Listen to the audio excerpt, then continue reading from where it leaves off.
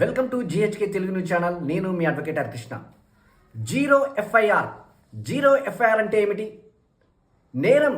నేరం జరిగిన ప్రదేశంతో సంబంధం లేకుండా నేరం ఎక్కడ జరిగినా కూడా మీకు అనుకూలమైన ప్రదేశంలో మీరు ఫిర్యాదు ఇవ్వవచ్చును. ఆ యొక్క ఫిర్యాదును ఖచ్చితంగా తీసుకోవాలి. దానికి జీరోగా ఎఫ్ఐఆర్ నమోదు చేయాల్సిన అవసరం ఎంతైనా ఉంటుంది.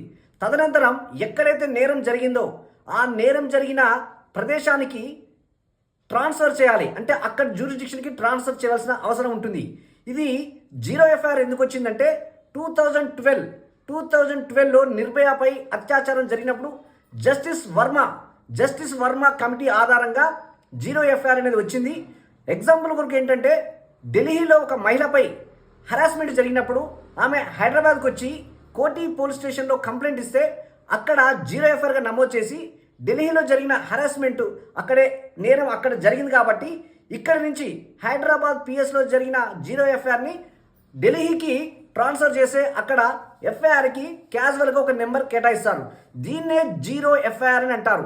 ఎక్కడ కూడా మీరు కంప్లైంట్ ఇచ్చినప్పుడు పోలీసు వారు మీ యొక్క ఎఫ్ఐఆర్ని నిరాకరించడానికి వీలు లేదు. ఖచ్చితంగా ఎఫ్ఐఆర్ చేయవలసిన అవసరం ఉంటుంది. Thank you. Please like, share and subscribe the GHK Telugu News channel. Thank you.